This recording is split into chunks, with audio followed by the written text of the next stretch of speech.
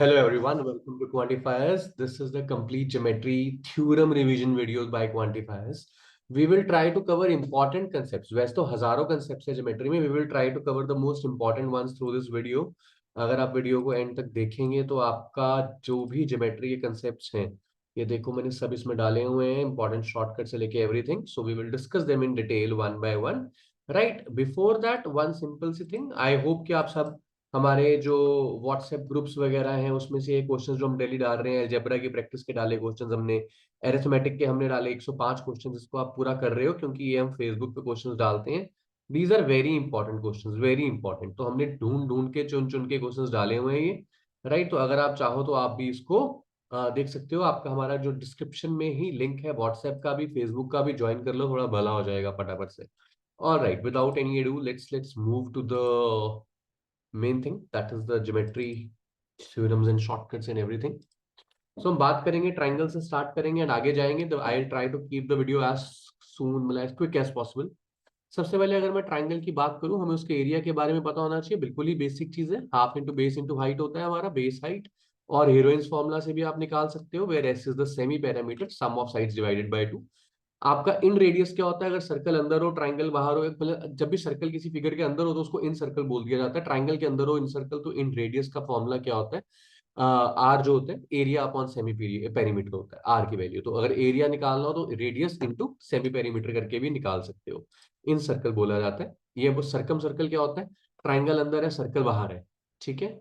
तो आपको हमने यहाँ पे जो दिया है फिगर एबीसी आपको दे दिया है. एरिया क्या होता है? ABC upon 4 are. आर जो बड़ा आर डिनोट कर रहा है वो डिनोट कर रहा है आपका सर्कम सर्कल का जो आपका रेडियस है. ठीक है. और एरिया कैसे निकाला जा सकता है? Half a b sine theta. अगर आपको कोई दो साइड्स पता है और उनके बीच का एंगल पता है, उनके बीच का एंगल होना इंपॉर्टेंट है, तो आप half a b sine theta लगा सकते हो. ऐसा नहीं होगा कि आपको ए और बी तो ये पता है लेकिन थीटा ये पता है, तो नहीं लगेगा. अगर ए और बी ये है तो उसका थीटा यहाँ पे होना चाहिए. राइट. ये इंपॉर्टेंट थ्योरम है. अगली, इसके नोट्स बनाते रहिएगा. इक्विलेटरल ट्रायंगल के बारे में, तीनों साइड्स इक्वल है, सारे एंगल 60 डिग्री है. जो उसकी हाइट है वो √3a/2 है. एज नोटेड, हाइट क्या है? परपेंडिकुलर अगर आप ड्रॉप कर देंगे तो. राइट. उसके अलावा आपके पास जो एरिया √3/4a² है. इन रेडियस का डायरेक्ट फॉर्मूला a/2√3 और सर्कम रेडियस का a/√3. राइट. और सबसे बड़ी बात, इसके अंदर जो आपका एंगल बाइसेक्टर होता है इक्विलेटर में, वही आपका हाइट, वही मीडियन, वही परपेंडिकुलर बाइसेक्टर, सब कुछ आपकी हाइट ही होती है. आइसोसेलेस ट्रायंगल, दो साइड्स इक्वल हैं, उसकी जो हाइट होती है एच, उसको आप डायरेक्टली इस चीज से डिनोट कर सकते हो. H is equal to √b² - 1/4a², where B is the equal side. B जो है वो आपकी इक्वल साइड है.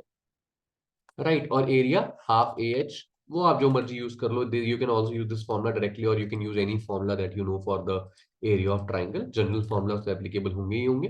राइट एंगल ट्राइंगल के बारे में, एक एंगल 90 है आपका, एक से ज्यादा एंगल तो 90 हो भी नहीं सकता. तो आपका इन रेडियस का जो इन रेडियस है उसका डायरेक्ट फॉर्मुला होता है a+b - c/2, और सर्कम रेडियस का डायरेक्ट फॉर्मुला होता है हाइपोटेन्यूज डिवाइड बाय 2. इसकी कंडीशन क्या होती है? Sum of square of two side should be equal to the third side. इसको हम पाइथागोरस भी कहते हैं. a² + b² = c². अब इसी तरह अगर मैं एक्यूट एंगल ट्रायंगल बना दूं कि एक हमारा एक्यूट एंगल ट्रायंगल है ए बी सी, तो यहाँ पे क्या रहती है? a² + b² > c². अगर ऑब्ट्यूज एंगल ट्रायंगल बना दूं मैं आपका, तो आपकी कंडीशन क्या रहती है? a² + b² should be less than c². इसके ऊपर डायरेक्ट क्वेश्चन आया हुआ है कैट में, जरा ध्यान से इसको नोट कीजिएगा, कंडीशंस को, और यूटिलाइज कीजिएगा. राइट. उसके बाद ये बहुत इंपॉर्टेंट डायरेक्ट रिजल्ट है, बहुत बार इस पे डायरेक्ट क्वेश्चन भी आया हुआ है कि अगर आपके पास ये एक स्क्वायर इंस्क्राइब कर दिया गया राइट एंगल ट्राइंगल में, तो ये स्क्वायर की साइड है एक्स, पूरे इसकी ट्राइंगल की साइड है ए, ये साइड है बी, और ये साइड है सी. तो आपका जो साइड ऑफ स्क्वायर आती है, जो ये साइड ऑफ स्क्वायर है, ये डायरेक्टली रिजल्ट निकल जाता है a × b/a+b. डायरेक्ट रिजल्ट निकलता है आपका. और पेरीमीटर हो गया 4x ऑब्वियसली, तो इसको 4 से मल्टीप्लाई करोगे तो ये आ जाएगा. अगर ये स्क्वायर आपका इस तरीके से है, पर अगर आपका स्क्वायर इस तरीके से है, तो आपके पास साइड क्या, वो क्या आती है आपकी side of square? a × b × c, product of the sides divide by c² + ab. ये आपका डायरेक्ट रिजल्ट है. आप याद रखेंगे कि जो x की साइड होती है, इस तरह का जो स्क्वायर होता है, वो बड़ी होती है y की साइड से. राइट. तो अगर साइड बड़ी है तो उसका जो एरिया है वो भी बड़ा होगा. वो फर्स्ट वाला हमारा स्क्वायर है. और मीडियन की बात करें, मीडियन क्या है? जो आपका सेंट्रॉइड कैसे बनता है, तीनों मीडियंस को ज्वाइन करके मिलता है, और जो मीडियन होता है ट्राइंगल को दो इक्वल एरियाज में डिवाइड करती है। जो सेंट्रॉइड है ये 2:1 में डिवाइड करता है, हमें पता ही है, ठीक है। और एक एप्लोनियस थ्योरम है हमारी मीडियम से रिलेटेड, वो क्या कहती है, AB square plus AC square is equal to twice of AD square plus BD square. तो इसको अगर आप ध्यान से नोट कीजिएगा। और centroid of the triangle coordinate की टर्म्स में बात करूँ तो x1 x2 x3 by 2, y1 y2 y3 by 2, right. इसको आप इस तरह भी निकाल सकते हैं। इन सेंटर क्या होता है, इन सेंटर वो पॉइंट होता है जहां पे आपके एंगल बाइसेक्टर्स मीट करते हैं, एंगल बाइसेक्टर्स। तो अब इसके रिलेटेड क्या प्रॉपर्टी है आपकी, AB upon AC is equal to BD upon DC। तो जैसे आपका ये साइड्स की रेशियो है, इसमें आपकी ये बेस की रेशियो है जहां पे एंगल बाइसेक्टर गिर रहा है आपका, ठीक है। Incircle and tangents from external point की अगर मैं बात करूं, तो वहां पे देखो जो आपके सर्कल के टेंजेंट्स होते हैं उनकी लेंथ इक्वल होती है, तो यहाँ पे ये लेंथ इसके इक्वल आ जाएगी, ये इसके इक्वल आ जाएगी, और ये इसके इक्वल आ जाएगी, right. Angle subtended by any side at incenter will be 90 plus half the vertex angle. तो 90 का angle plus half the vertex angle आपका आंसर होगा। तो जो आपका ये एंगल है, this angle BIC will be 90 plus A/2, जो ये एंगल का मेजर है इसका हाफ ऐड कर देंगे आप 90 में। परपेंडिकुलर बाइसेक्टर जहां पे कट करती हैं वहां पे हमारे पास उसको हम सरकम सेंटर बोल देते हैं, perpendicular bisector of the side, ठीक है। पर जहां पे मिलती हैं, और पता क्या होना चाहिए, BOC is twice of angle A, जहां पे ये मिल रहा है BOC is twice of angle A. बहुत इंपॉर्टेंट पॉइंट है, प्लीज इसको याद रखिएगा। और जो राइट एंगल ट्राइंगल होता है उसमें मिड पॉइंट ही सरकम सेंटर होता है, मिड पॉइंट ही सरकम सेंटर होता है, right. And OA is equal to OB is equal to OC।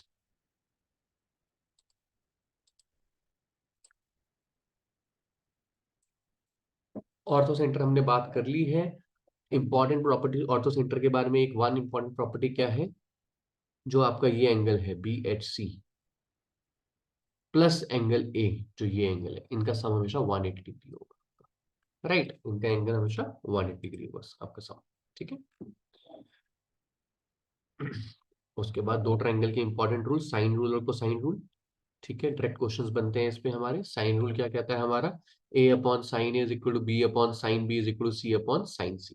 जो आपकी साइड है उसके डिवाइड बाय उसके सामने वाला एंगल, साइड और उसके सामने वाला एंगल, साइड और उसके सामने वाला एंगल इक्वल होते हैं। कोसाइन रूल क्या कहता है आपका, A square is equal to B square plus C square minus product of this into cosine of angle है, जो इसके सामने वाला एंगल है आपका, उसका कॉस रूल। इसको हम कॉस रूल कहते हैं। इसको आप साइड फॉर्म में भी लिख सकते हैं, आप इसको एंगल फॉर्म में भी लिख सकते हैं। एंगल फॉर्म में याद करना मेरे को थोड़ा ज्यादा इजी रहता है हमेशा, कि कॉस ए निकालना है तो आपको इसके आसपास वालों का स्क्वायर करना है, B square plus C square minus करना है सामने वाला, डिवाइड करना है twice of this. So basically B plus C का होल स्क्वायर क्या होता है, 2B square plus C square plus 2BC। तो वो यहाँ पे आ गया और A स्क्वायर माइनस हो गया, और यहाँ पे आप उसको याद करने का तरीका सिर्फ ये दो इंपॉर्टेंट डायरेक्ट रिजल्ट्स है जो आप याद रख सकते हैं, कि जब भी आप दो एंगल बाइसेक्टर मिलते हैं 90 प्लस A/2 मैंने बता दिया। लेकिन अगर आप उसको एंगल्स को, ये एक ट्राइंगल है, इसका जो एक्सटीरियर एंगल है इसको कट कर रहे हो, इसको एक्सटीरियर एंगल को कट कर रहे हो, तो आपके पास आता है 90 माइनस A/2। यहाँ 90 प्लस A/2 है, यहाँ 90 माइनस A/2 है आपका, ठीक है। कुछ और इंपॉर्टेंट थ्योरम्स जो है हमारी, वो क्या कहती हैं हमको, कि if AD is a perpendicular to side BC and O is any point on AD, any point, then AB square plus OC square is equal to AC square plus OB square। तो important direct result निकल सकता है, Stewart theorem, again direct result.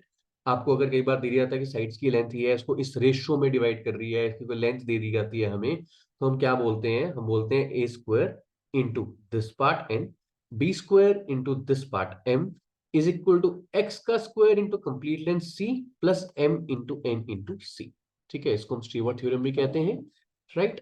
और ये last time भी direct question आया था इस पे कैट में, last time direct question, if G is a centroid, area of triangle GEF is equal to 1/12 of area of triangle ABC। Last time question आया था, पूरे ट्राइंगल का एरिया 108 दिया था, बस 12 से डिवाइड करके आपने 9 आंसर लिखना था। डायरेक्ट क्वेश्चन आया था इसके ऊपर, आप याद रखिएगा, ठीक है। सर्कल की बात करते हैं अब। जो बेसिक चीजें हैं वो तो हमें पता ही है कि क्या रेडियस होता है, ठीक है। इसको हम जो छोटी सी एक लाइन बनाते हैं सर्कल के एंड पॉइंट्स को मीट करते हैं, इसको कॉर्ड बोल देते हैं। Diameter is the longest chord होती है जो आपके पास, इसको हम तो दो रेडियस के बीच की चीज है, इसको सेक्टर बोल देते हैं, ठीक है। सरकमफ्रेंस, अगर आप एक पॉइंट पर सर्कल के चलना शुरू करें और सर्कल की बाउंड्री पर चलते हुए वापस आ जाए तो उसको सरकमफ्रेंस बोल देते हैं, जो कि पेरीमीटर होता है एक स्ट्रेट लाइन फिगर में, सरकमफ्रेंस बोल देते हैं सर्कल में, राइट। तो ये बेसिक चीजें हैं हमारी। कॉर्ड के बारे में मैंने आपको बता दिया। कॉर्ड के बारे में एक इंपॉर्टेंट चीज क्या, कि अगर आप सर्कल से सेंटर से एक परपेंडिकुलर ड्रॉ करते हैं तो कॉर्ड को 2 इक्वल हाफ्स में डिवाइड कर देगी। ठीक है। सीकेंट, टेंजेंट और नॉन सेक्टिंग में फर्क। सीकेंट आपके सर्कल को 2 पॉइंट पे कट कर रही है, टेंजेंट सिर्फ 1 पॉइंट पे टच कर रही है, और ये इंटरसेक्ट ही नहीं कर रही है। बिल्कुल सिंपल सी बात है। टेंजेंट सीकेंट स्टेट्स दैट जो आपका पीएस का स्क्वायर होगा, it will be the product of P Q into P. ये हमारी टेंजेंट सीकेंट थ्योरम है, वेरी इंपॉर्टेंट थ्योरम। अगेन इनकी एप्लीकेशंस बहुत ज्यादा होती हैं, तो प्लीज इनको ध्यान से रखिएगा। राइट। सेम पॉइंट से अगर आप टेंजेंट 2 बनाएंगे तो उनकी लेंथ इक्वल होती है। अगर आप जो आप टेंजेंट से अगर आप सर्कल के सेंटर को मिलाएंगे तो ये परपेंडिकुलर होता है। ठीक है जी। Right, this is the page you should be very careful about. Right, direct common tangent कहते हैं, डीसीटी। हमारे पास देखो ए बी और सी डी हमेशा इक्वल होगा, क्योंकि डायरेक्ट कॉमन टेंजेंट की बात कर रहे हैं हम। ठीक है। तो यहाँ पे जो आपका आंसर होता है वो क्या होता है, जो अगर आपका ए बी और सी डी इक्वल है, जो ये टेंजेंट की वैल्यू है क्या होगी, under root of d square, d centre between the distance between the centres, minus R1 minus R2 का होल स्क्वायर। अब अगर ये दोनों सर्कल मिल ही रहे हैं तो वो डिस्टेंस की वैल्यू तो आपस में क्या होती है, 0 होती है। तो डायरेक्ट रिजल्ट क्या आ जाता है, 2 अंडर रूट R1 R2 ये आ जाता है। जो ट्रांसवर्स टेंजेंट्स होती है, ट्रांसवर्स टेंजेंट्स की वैल्यू क्या होती है, under root of d square, d is again the this distance, right, this d is again the distance between the centres, minus R1 plus R2 का स्क्वायर। ये आपकी आपकी टेंजेंट, ट्रांसवर्स टेंजेंट की value आ गई आपकी। ये बहुत इंपॉर्टेंट फॉर्मूला है कि अगर आपके यहाँ परपेंडिकुलर्स मीट कर रही है, दो कॉर्ड्स परपेंडिकुलर है, this length is x, this length is y, this length is डब्ल्यू, this length is z, then the radius of the circle, radius ये आर की वैल्यू है under root of x square plus y square plus z square plus डब्ल्यू square divide by 2। ये 2 under root में नहीं है। ठीक है। तो इस सब का स्क्वायर निकाल के अंडर रूट कीजिए, डिवाइड बाय 2 कर दीजिए, आंसर आ जाएगा। एंगल 1 जो आपका होता है एंगल 2 के इक्वल होता है आपका, और इसी केस हम बता ही चुके हैं आपको। ठीक है। इसके अलावा अगर दो सर्कल्स,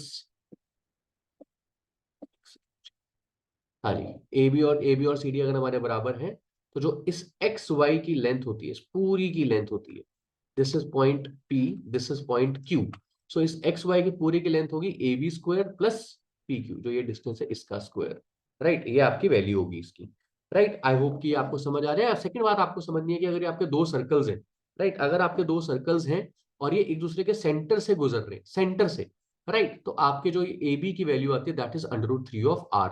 राइट, बड़ी ही आसान से इसकी डेरिवेशन है। अगर कोई जानना चाहता है, किसी के मन में जिज्ञासा है, तो मैं बताता हूँ कि आप इसको, जब भी ये रेडियस है, ये इक्वल होगा तो ये भी रेडियस है, रेडियस है, ये इस तरह दो इक्विलेटरल ट्रायंगल बन गए। This is one equilateral triangle, this is second equilateral triangle. Equilateral triangle की जो हाइट होती है वो ये है, ट्वाइस द हाइट, आपका आंसर डायरेक्टली ये आ जाता है। तो आपका ये आंसर है। एक इसको हम कहते हैं पटोलमी थ्योरम। पटोलमी थ्योरम हमारी क्या कहती है, अगर किसी और प्रोनाउंसिएशन से आपको पता है तो प्लीज माफ कीजिएगा। ये साइक्लिक क्वाड्रिलेटरल है हमारा। तो this is length, this is a into b, product of opposite side, sum of product of opposite side is equal to D1 into D2। ये हमारा पटोलमी थ्योरम कहती है हमें। ठीक है। स्क्वायर है, स्क्वायर के बारे में हमें क्या पता होना चाहिए, साइड्स इक्वल होती हैं, डायगोनल ए रूट 2 होता है, इन रेडियस होता है ए बाय रूट 2, सर्कम रेडियस जो बाहर अगर सर्कल बना देंगे तो ए अपॉन 2 रूट 2। हालांकि वो सब कुछ बहुत इजीली ड्राइव भी किया जा सकता है, राइट, बट फिर भी, तो सर्कम रेडियस क्या हो गया हमारा, स्क्वायर की डायगोनल का हाफ हो गया, ए रूट 2 बाय 2। राइट, और जो बाहर वाला सर्कल, सर्कम रेडियस और इन रेडियस की जो रेशो होती है वो होती है रूट 2 टू 1। वो आप यहाँ से भी डायरेक्टली डिराइव कर सकते हैं और आपको पता भी होना चाहिए। ठीक है, डायगोनल्स हमारे बाइसेक्ट करते हैं। रेक्टेंगल के बारे में पता होना चाहिए, डायगोनल्स बाइसेक्ट करते हैं, डायगोनल्स की लेंथ सेम होती है, सम ऑफ एक्सटीरियर एंगल 360 वो तो किसी भी पॉलीगॉन के लिए होता है। एरिया पता होना चाहिए, डायगोनल की वैल्यू पता होनी चाहिए। पॉलीगॉन्स की अगर हम जनरल बात करें, पॉलीगॉन की, हाँ जी, तो रेगुलर क्या होता है, इसमें सारे साइड इक्वल होते हैं। इरेगुलर जिसके आपके डिफरेंट मेजर हो सकते हैं। कन्वेक्स मतलब कि सारे एंगल लेस देन 180, कनकेव मतलब कुछ angle more than 180। Sum of interior angle of polygon क्या होता है, n-2 into 180, sum of interior angle of any polygon. Number of diagonals of n sided polygon n into n-3/2। ठीक है, ये आपके diagonal की वैल्यूज होती हैं। राइट, बाकी सब कुछ हमारा डिराइव इन्हीं चीजों से होता है, हमें ज्यादा नहीं पता होना चाहिए। बस ये मोर देन इंपॉर्टेंट फॉर्मूलाज हैं। अब देखो, जैसे अगर हम हेक्सागन की बात करें, ये यहाँ पे 6 इक्विलेटरल ट्रायंगल बन जाते हैं। 6 into area of equilateral triangle, आपका हेक्सागन का डायरेक्ट एरिया। कई बार हेक्सागन का एरिया पूछ लिया जाता है तो आपको पता होना चाहिए। ठीक है, 3 साइड को ट्राइंगल कहते हैं, 4 quadrilateral, pentagon, hexagon, heptagon, octagon, nonagon, decagon and dodecagon. Right, डोडेकागन।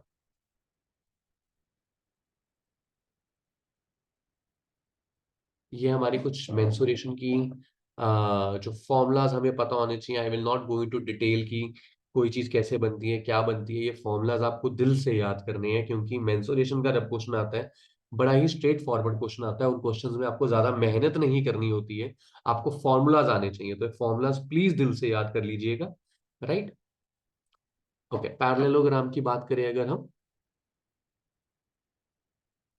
हमें पता है कि जो बोथ अपोजिट साइड्स होती हैं वो पैरेलल होती हैं, उनकी लेंथ वन, और जो सॉरी डायगोनल्स होती हैं वो एक दूसरे को क्वाड्रिलेटरल को बाइसेक्ट करती हैं। अपोजिट साइड्स की लेंथ इक्वल होती है हमारी। ठीक है। एरिया क्या बोलते हैं? A b sine theta. जो कोई भी दो इसके बीच का एरिया और इनटू साइन थीटा, वो आप ट्राइंगल के डिराइव भी कर सकते हो, वैसे भी कर सकते हो। और एरिया को हम लिख सकते हैं half into D1 into D2 into sine x, where x is angle between the diagonals. Right. और ये बहुत इंपॉर्टेंट प्रॉपर्टी है, इसको आप ध्यान से लिखिएगा। D1 square into D2 square is equal to twice of a square plus b square. अब ए एक लेंथ है और बी दूसरी लेंथ है, अपोजिट लेंथ आपस में इक्वली होगी, तो उसको लिखने की जरूरत नहीं है आपको। बट ये प्रॉपर्टी बहुत इंपॉर्टेंट है, इसको याद रखिएगा।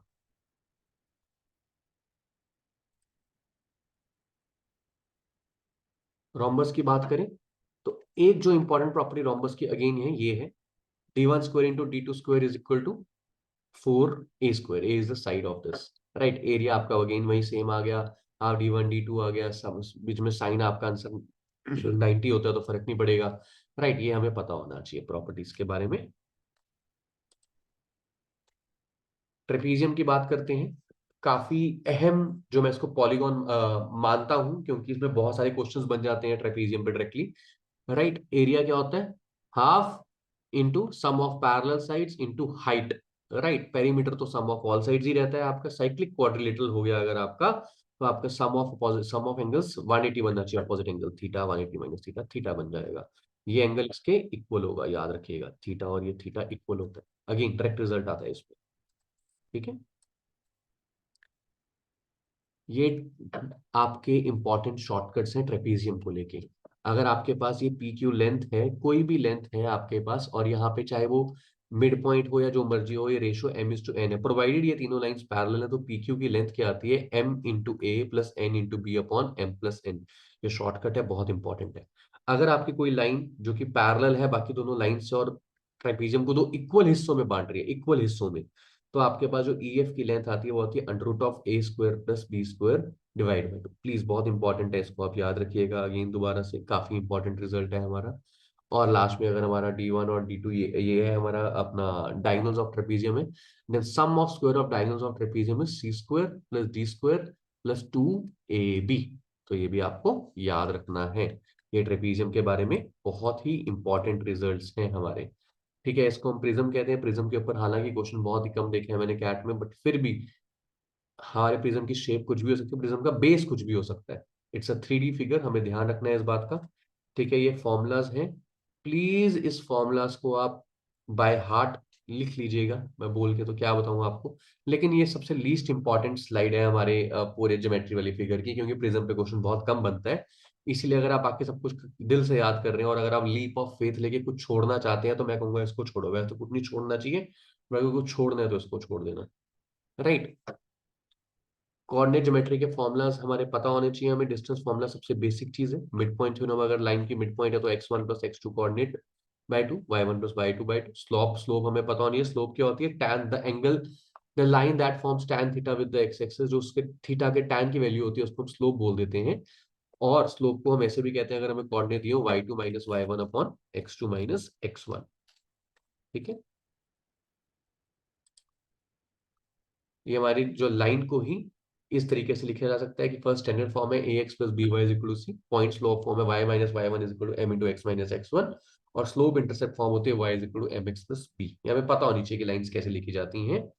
Right. This is the last thing, आपको पता होना चाहिए कि सेक्शन फॉर्मूला क्या होता है। अगर हमें ट्राइंगल के कोऑर्डिनेट्स दे दिए जाएं तो हमें एरिया कैसे निकालना है, उनसे ये इंपॉर्टेंट फॉर्मूला है, इसको प्लीज नोट कीजिएगा इस फॉर्मूला को। राइट। ये हमारी इंपॉर्टेंट चीजें हैं आपकी ज्योमेट्री की। आप मोस्ट प्रोबेबली आपको जो ज्योमेट्री का क्वेश्चन आएगा, जो हमारा ध्यान कहता है कि इसी में से आना चाहिए, इससे बाहर से तो नहीं आना चाहिए। बाकी कुछ एक्सटेंडेड एप्लीकेशन किसी की आ जाए तो क्या ही कर सकते हैं। But I hope this video will really really help you. अगर आपको वीडियो पसंद आई तो प्लीज लाइक कर देना, दोस्तों के साथ शेयर कर देना। That's it. Thank you so much guys, have a great day.